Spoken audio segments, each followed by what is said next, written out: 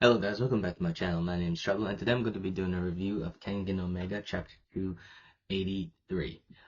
Yeah, so this chapter is tense. I would say this chapter is tense, but the to be honest, I don't really know what to say about this chapter, like, because I don't really feel anything about it. I don't think the chapter is bad or anything. I definitely don't think it's like the best chapter. Um, uh, Yeah, so spoiler alert going into the chapter. I'm gonna go over the chapter, and once I go over it, you guys can tell me what you thought about it. Yeah, so the chapter opens up off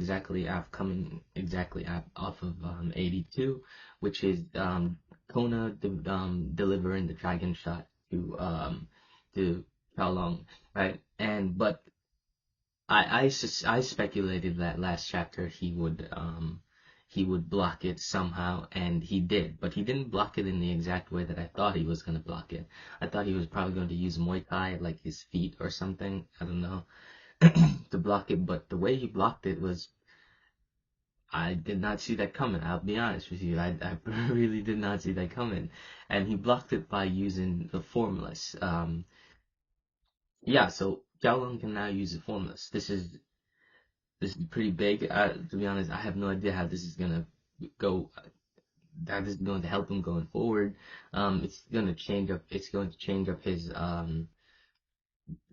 fighting style a lot using the Formless. But yeah, he blocked it. So yeah, anyway, he blocked it, and then he delivered a right. Xiaolong blocked the dragon shot by using the Formless, and then he delivers a hook right to Kano's head. And then we get the Kengan thing of something happens and react, and everybody reacts to Xiaolong delivering that dragon shot, using the formulas to blocking the dragon shot.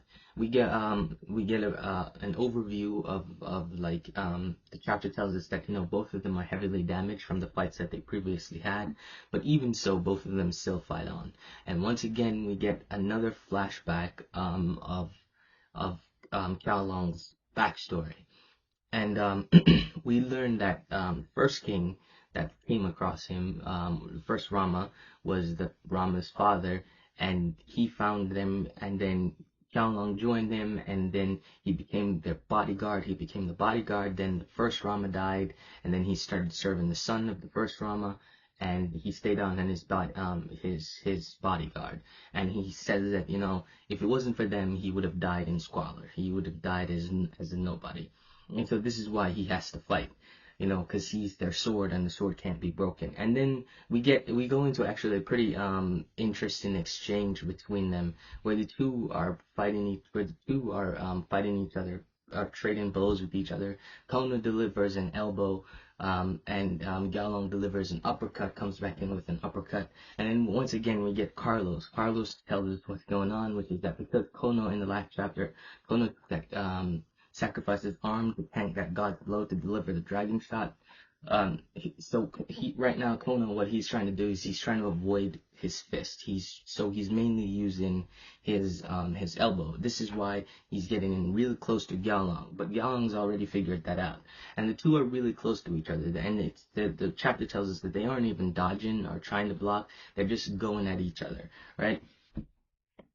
They're just going at each other, and Xiaolong delivers a Ray. Like if you remember in the Saw Pang versus Red fight where Ray headbutts Saw under his chin, Xiaolong delivers one of that to Kono, and it shakes his brain.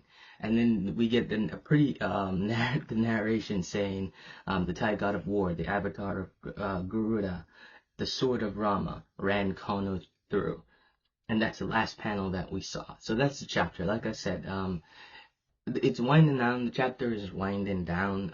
The fight is winding down, and I'm pretty sure it's probably going to end next chapter. With this chapter, the thing is that the pendulum is swinging back and forth. It's swinging from Kono to Xiaolong, and right now the pendulum is definitely in Xiaolong's favor from what we're seeing.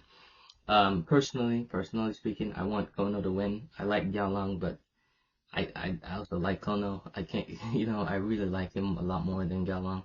Um, and in the final panel that we see of the chapter, it seems like Kono's I think it's his left arm is delivering a punch. I don't know. It seems like something's happened with his left arm, and the reason why I'm pointing this out is that for the past 3 chapters, all for the last 3 chapters, this is how the fight ends. It ends with us seemingly seeing someone land in a blow, and then the next chapter it comes in. It's mainly Kiao Long dodges, right? So in chapter 280, one, Kono lands a strike.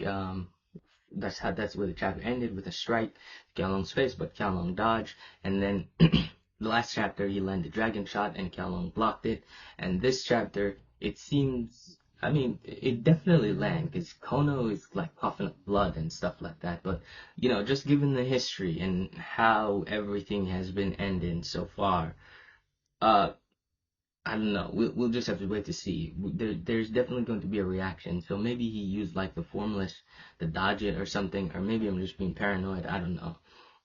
But yeah, so we'll have to wait and see next chapter. That's chapter 283 of Kengan Omega, Kengan Omega. Um, but so yeah, I'm just really curious to see like how this fight ends. I really want Kono to win. I really do. I don't hate Galong or anything. He's pretty cool. His fight with Keita was pretty cool in Ashura, and also his fight in the with Kono in Ashura was pretty cool. But to be honest, I'm more of a Galong fan. I like him a lot. He's a really cool dude, and I really want him to win. Yeah, but that's the chapter. Tell me what you guys thought. Who do you guys want to win this fight? And I'll catch up with you guys next time.